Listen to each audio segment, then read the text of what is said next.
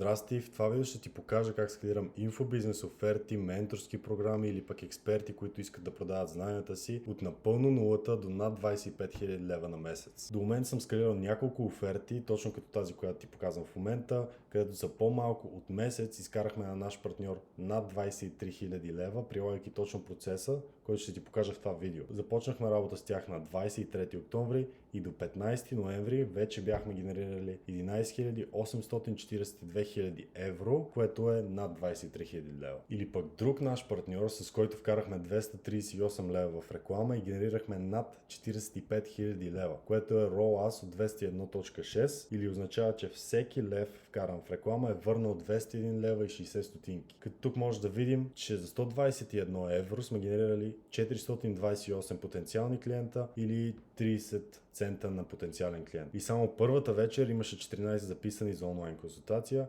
и след всички срещи генерирахме над 45 000 лева за нашия партньор, отново за по-малко от месец. И всеки път, когато постигаме такива резултати, използваме подобен процес. Процесът е от 3 стъпки, които ще ти покажа в това видео, така че го изгледай до край. По мое мнение, повечето хора не могат да скалират, защото гадаят. А реално скалирането е просто една голяма математическа задача и е предвидим процес, който е стъпка по стъпка и ще ти го покажа в това видео. За да бъдеш успешен в този бизнес, трябва да имаш голям набор от умения и отминаха дните, в които просто можеш да качваш случайно съдържание от живота ти или да показваш каква скъпа кола имаш и съответно да изкарваш пари. Инфобизнесът става все по-конкурентен и по-сложен и нещата стават все по-трудни. Хората, които успяват и изкарват пари с голям и гъвкав набор от умения като мен и хора, които имат предвидим процес за скалиране и са го правили многократно. Ще дам и пример с Facebook. Когато са излезнали Facebook рекламите, хората са изкарвали луди пари без да знаят точно какво са и да трябва да са много добри в тях. Обаче сега с Facebook рекламите трябва да знаеш точно какво правиш, как работи платформата, най-новите апдейти, да даваш възможно най-квалифицираните данни на пиксела. Като цяло е много по-сложно сега да успееш, отколкото е било преди. И това, което искам да кажа, е, че е също и с инфобизнесите в момента. Дори преди няколко месеца можеш да нямаш най-добрия процес или пък оферта и най-вероятно пак ще да изкараш някакви пари, но нещата бързо се променят и трябва да си много по-умел, да знаеш точно какво правиш и точно това е целта на това видео. Сега хората, които успяват, са тези, които имат доказан процес за скалиране, имат тествани и доказани методи, които са подкрепени с данни и опит и ние трябва агресивно да атакуваме пречките и да имплементираме решенията бързо. Точно това ще ти покажа как да правиш това видео, ти покажа моят доказан процес, който е помогнал на мнозина оферти да стигнат над 25 000 лева на месец, пък дори и повече. Първата стъпка, ако започваме оферта напълно от нулата до над 25 000 лева на месец, е да разбереш как правилно да стартираш офертата.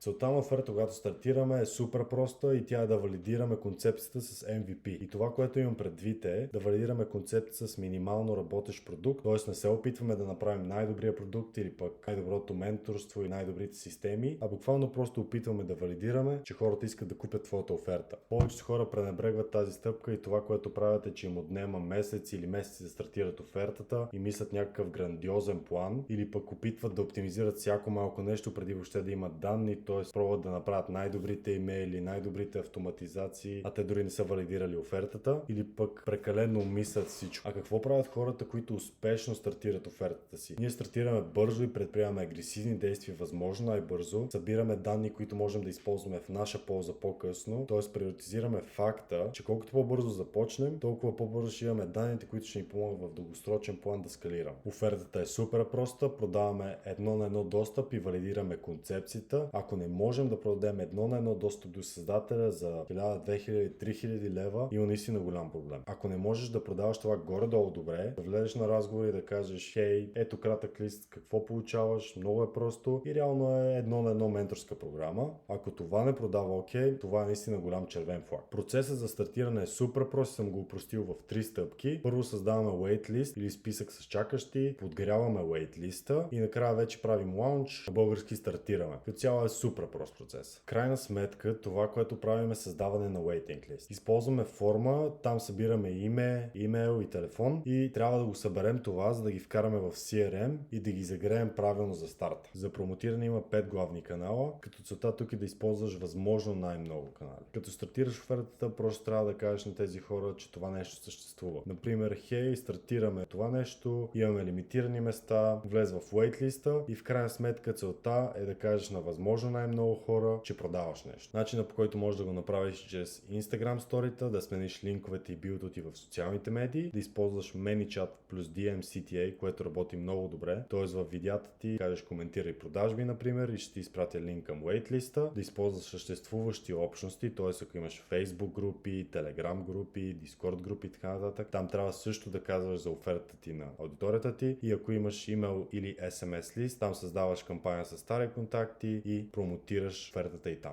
Под формата за waitlist взимаме тяхното име, имейл и телефон и след това ги вкарваме в страница за потвърждение. Там си добавят старата в календара и е хубаво да ги изкараме от платформата и да ги вкараме в Telegram или Viber група, която да можем да ги затопляме и да имаме резервен вариант, ако случайно някой от другите ни канали за затопляне нещо стане с него. Загряването е супер просто, след като са ни дали тяхната информация, влизат в CRM-а и оттам вече получават Viber или Telegram съобщения и SMS и имейл напомняния. Ако си го направил правилно, трябва още от старта да имаш около 15-20%, които са готови да кандидатстват. Това са хора с силно намерение и са готови да действат, защото ти си им казва, че това е едно на едно програма и че е точно това, което търсят. И това, от което имаш нужда преди обаждането, е основен процес, в който просто някой звъни на хората, квалифицира ги и ги вкарва в календара. Колкото и сложно да изглежда, искам да подчертая да го държиш просто. Последователен процес е, не ти трябва да имаш най-лудите автоматизации или съобщения. Втората стъпка е да диагностицираме бизнеса и да оптимизираме процеса, като целта е да вкараме фунията за обаждане в рамките на стандартните KPI, като атакуваме пречките с бързина. Сега ще ти покажа какво имам предвид с пример. Да кажем, че си стартирал, лаунчна си оферата си с фуния за обаждане и нещата изглеждат така. Opt-in rate е 30%, хората, които реално си запазват час за среща са 10%, от тези хора, които си запазват час, 20% от тях идват на самата среща и от тях затвараш 42%.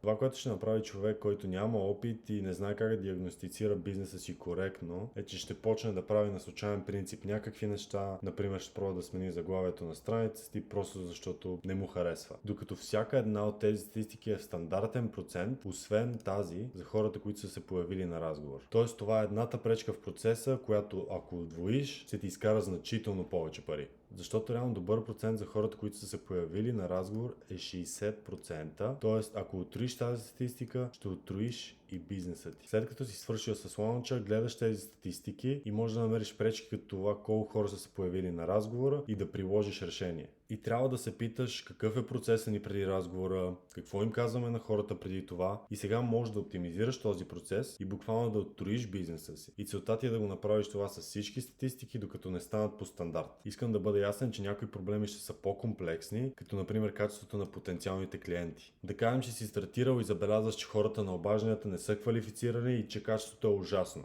Това би било по-комплексен проблем, защото може да трябва да отсееш тези хора още на видеото на страницата. Проблемът е, че повечето хора действат от емоция. Например, един мой партньор ми беше казал, че чувства, че има нужда от ново видео на страницата. И аз го попитах, окей, нали, какви са данните, които гледаш и те карат да мислиш така. Той не можа да ми отговори на въпроса много добре и просто влезнахме с него и му показах, че пускането на видеото ни е 50%, което е доста добре. Имаме много квалифицирани хора, които идват на срещи, т.е. това работи супер за нас. И той тогава беше като, разбрах, нали? И в много от случаите хората, които имат по-малко опит, действат от емоция. И това много ще те пресака. А какво правим ние? Агресивно определяме пречките въз основа на данни и имплементираме необходимите решения веднага. И колкото по-бързо имплементираме решенията и колкото по-бързо решим проблема, толкова по-бързо ще може да скалираме бизнес. След като си правил тези неща за известно време и си оптимизирал процеса, направил си всяка статистика поне близо до стандартния KPI за индустрията, ами сега вече имаш процес, който работи. Карваш трафик